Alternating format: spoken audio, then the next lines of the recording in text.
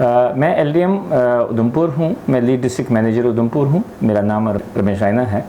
तो कल एक्चुअली क्या हुआ है कि ये इस कोविड-19 का ये सेकेंड फेज़ है, इसमें सर्ज बहुत हो गया। तो बैंकिंग एम्प्लॉइज़ जो बैंक एम्प्लॉइज़ है उनको भी बहुत ज़्यादा इन्फेक्ट हो गए हैं। With the result bank staff आधे से कम हो गया बहुत जगहों पर। तो इस चीज़ को रोकने के लिए, क्योंकि गवर्नमेंट ने तो बहुत ज़्यादा मेजर्स लिए हैं ऑलरेडी, बहुत ही ज़्यादा मेजर्स लिए हैं और प्रोएक्टिव मेजर्स लिए हैं।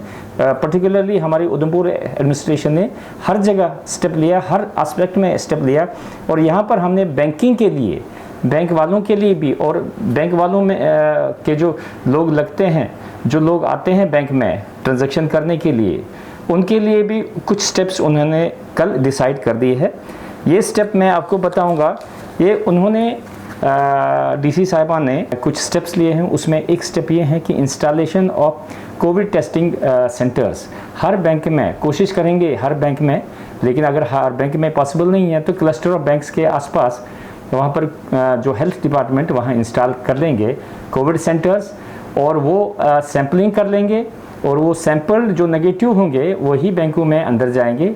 इससे बहुत हद तक ये बीमारी फैलने से रुक जाएगी। दूसरा ये है कि जो अननेसेसरी थिंग्स है, जो बहुत सारे लोग फजूल काम के लिए, फजूल भी नहीं है, जो अनइम्पॉर्टेंट है, ज़्यादा इम्पोर्टेंस नहीं है उसमें, जैसे पासबुक खाली अपडेट करने के लिए या एफडीआर रिन्यूअल्स करने के लिए, उसको फ़िलहाल हमने ये कहा है कि 1 महीने के लिए ब्रांच मैनेजर्स अपने स्टाफ को बताएंगे कि ये इसको डेफरमेंट में डाल देंगे।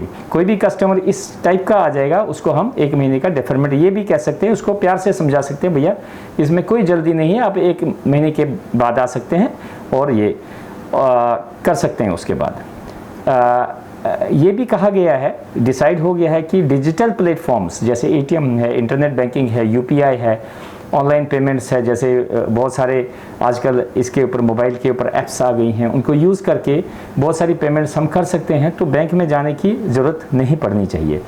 और सबसे इम्पॉर्टेंट जो मैडम ने डिसीजन लिया है, बहुत ही अच्छा डिसीजन है। ये जो बैंकिंग आवर्स उन्होंने 10 से जो 4 होता है उसको रिड्यूस करके 10 से 2 कर दिया है। उन्होंने ये भी कहा है को जो आधार एनरोलमेंट है, आधार एनरोलमेंट जो पब्लिक के लिए है वो थोड़ा हम कम कर सकते हैं, और जहाँ पर बहुत ही ज़्यादा ज़रूरी है, मुश्किल है, वहाँ पर हम कर सकते हैं ये चीज़। बाकी तो ऑलमोस्ट स्टॉप कर सकते हैं उस चीज़ को।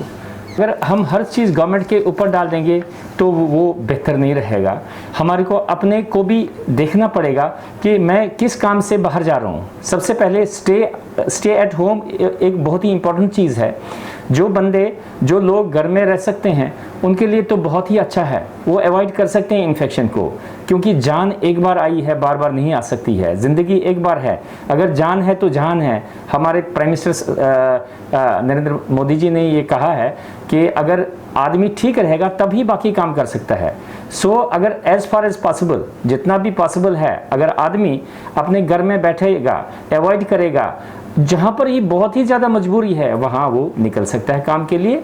लेकिन स्टेप्स लेकर, मास्क पहनकर, सैनिटाइज़र हाथ में, हाथ धोना, जो भी गाइडलाइंस है, एसओपीज़ इसमें है प्रिकॉशन लेने के लिए, जो बहुत ही ज़्यादा इम्पॉर्टेंट है बैंकिंग के लिए। जैसे कि अगर आपको पहले कोशिश कर लीजिए एटीएम यूज़ करना, और एटीएम और ये जो इंटरनेट बैंकिंग है, आप आपके अपने जो है डिजिटल प्लेटफॉर्म सबसे ज़्यादा यूज़ करिए। उसमें आपको किसी के साथ टच करने की ज़रूरत नहीं पड़ेगी। बाकी ये है कि जिसके पास नहीं है ये चीज़, वो बैंक में आ सकता है, और कोशिश करिए कि कम से कम आ जाएं। एटलीस्ट ये वाला महीना अगर वो लोग अवॉइड कर सकते हैं तो ये जो इसकी चेन चल रही है, चेन ब्रेक हो सकती है।